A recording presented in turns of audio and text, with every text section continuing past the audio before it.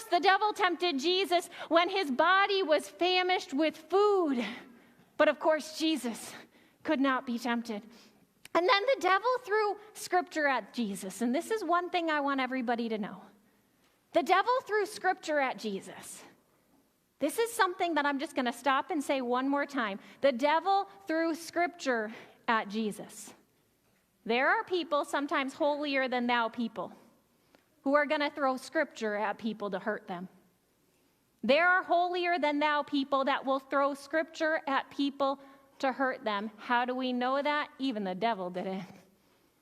But Jesus, it didn't sway him. He threw scripture right back at the devil's face.